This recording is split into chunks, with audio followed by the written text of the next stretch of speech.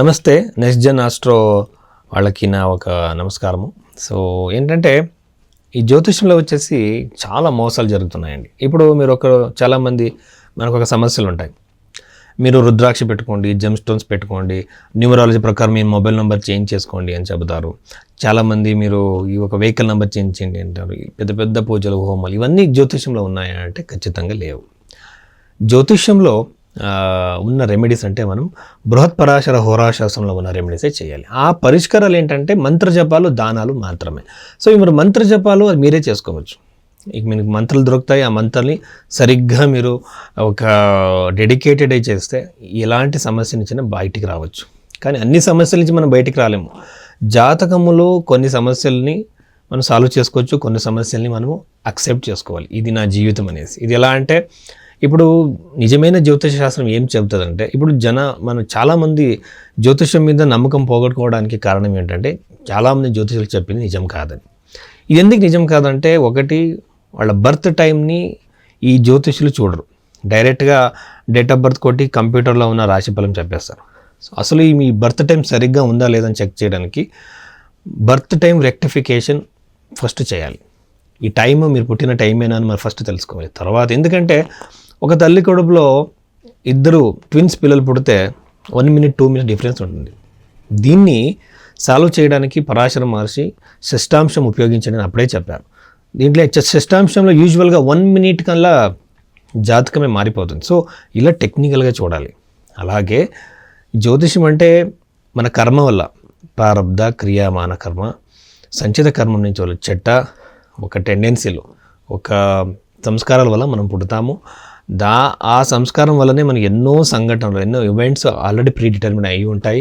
దీంట్లో కొన్ని చేంజెస్ చేసుకోవాలంటే మనం మంత్ర జపాలు ఇలాంటివి చేయాలి. కొంచెం తగ్గే అవకాశాలు, కంప్లీట్గా ప్రాబ్లమే సాల్వ్ అయ్యే అవకాశాలు దాంట్లో ఉన్నాయి. ఎందుకంటే రీసెర్చ్లో ఎంతోమంది కష్టంలో ఉన్న వాళ్ళకి, చాలా బ్యాడ్ టైం నడుస్తున్న వాళ్ళకి రెమెడీస్ ఇచ్చాను. వాళ్ళు సరిగ్గా చేస్తే ఆ ప్రాబ్లమే 100% సాల్వ్ అయింది. సో ఇలాంటి ఛాన్సెస్ ఉంటాయి.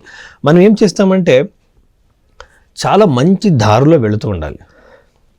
ఒక మంచి వేలో ఉంటే ఆధ్యాత్మికంగా, నైతికంగా, మోరల్గా కరెక్ట్గా ఉంటే ఆ మనిషికి మంచి జరుగుతుంది. చేయలేని పనులని చేసి, పాపాలు చేసి నేను ఒక మంత్రజపం చేసి నా ప్రాబ్లం అన్నీ సాల్వ్ అయిపోతాయంటే అలా జరగదు. ఈ గైడెన్స్ని ఒక జ్యోతిషుడు ఇవ్వాలి. ఏది యాక్సెప్ట్ చేసుకోవాలి, ఏది చేంజెస్ చేసుకోవాలి, పర్సనాలిటీలో, సైకాలజీలో ఏమేమి చేంజెస్, మార్పులు తీసుకురావాలి ఫస్ట్ చెప్పాలి. అన్నిటికీ గుడికి వెళ్ళండి, అన్నిటికీ మీరు ఇది దానం చేయండి, ఇవి దానాలు చేయండి అని చెప్పకూడదు. ఇది సైంటిఫిక్ వే అనమాట. అలాగే జాతకమును కూడా సైంటిఫిక్గా చూడాలి. సో ఇలా చేస్తేనే ఒక మనిషికి మనము ఒక సరైన గైడెన్స్ ఇవ్వగలము. అలాగే జ్యోతిషం అంటే ఆధ్యాత్మికంగా మనం ఒక దారిలో వెళుతున్నాము, ఆ మనిషి ఎక్కడ ఉన్నాడో వాడు ఏం చేయాలి దానికి ఆధ్యాత్మిక ఉన్నతి కోసం అనేది చెప్పాలి ఫస్ట్. దానికోసమే జ్యోతిషం ఉందన్నమాట. సో పరవిద్య, అపరవిద్య అంటారు. సో ఇలాగా జ్యోతిషం మనం తెలుసుకోవాలి. సో ఇక్కడ కనబడుతున్న నంబర్కి మీరు కాల్ చేస్తే ఆ నంబర్లో మీకు మీ జాతకంని సరిగ్గా విశ్లేషణ చేసి నేను మీకు చెప్తాను. కానీ దానికి టైం పడుతుంది. సో ఆ డీటెయిల్ అనాలిసిస్ కోసం మీరు కన్సల్టేషన్ తీసుకోవచ్చు. ఇక ధనుసు రాశికి సంబంధించినట్టు ఈ ఒక అశ్విన మాసంలో అంటే అక్టోబర్ నెలలో జరగబోయే విషయాల గురించి మనం మాట్లాడడం అయితే ఈ ఒక ధనుసు రాశి వాళ్ళకి చాలా చాలా మంచి జరిగే అవకాశాలు ఉన్నాయండి.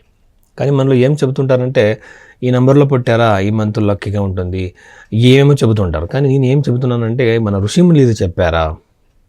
ఇప్పుడు చీరోని పెద్ద ఋషి అనేలాగా చూస్తున్నారు. చీరోకి మళ్ళీ భారతీయ వేదిక అస్ట్రాలజీకి ఏ సంబంధం లేదు.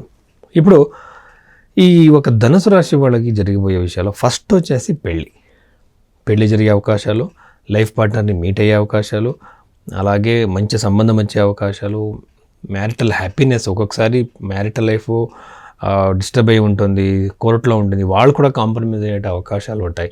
ఎంతోమంది సెపరేట్గా ఉంటున్నారు, వాళ్ళు కూడా కాంప్రమైజ్ అయ్యే అవకాశాలు ఎక్కువగా ఉంటుందన్నమాట. ఒకవేళ మీకు ఇక్కడ బుధ దశ నడుస్తుంది అనుకోండి, ఈ ఒక లగ్నంలో పుట్టి రాశిలో పుట్టి బుధ దశ నడుస్తూ ఉంది అనుకుంటే ఖచ్చితంగా మీకు మ్యారిటల్ హ్యాపీనెస్ ఉంటుందన్నమాట.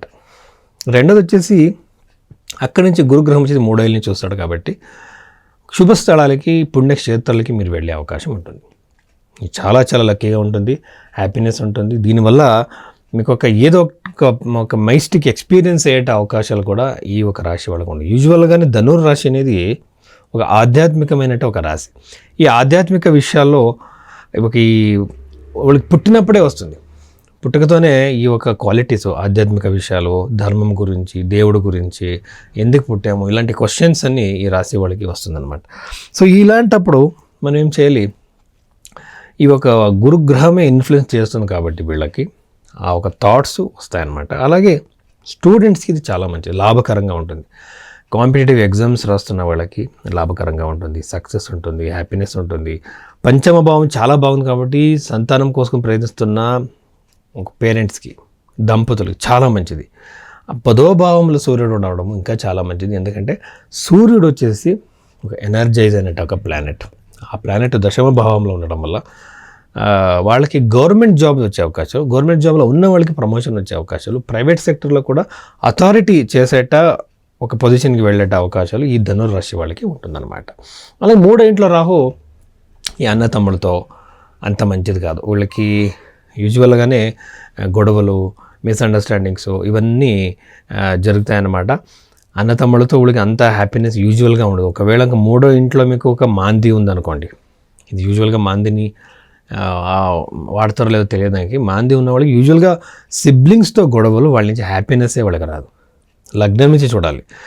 ఇది మనము ప్రెడిక్షన్స్ ఇచ్చేటప్పుడు చూడాల్సిన విషయం అన్నమాట. 4వ భావంలో వక్రీ అనేట శని ఉండడం వల్ల వీళ్ళకి ఇంట్లో గొడవలు, అన్హ్యాపీనెస్, తల్లితో గొడవలు, ప్రాబ్లమ్స్, అలాగే తండ్రితో కూడా అనవసరంగా, ఎందుకంటే 9వ భావంలో కేతు వస్తాడు కాబట్టి తండ్రితో కూడా గొడవలు అయ్యే అవకాశాలు ఉంటాయి.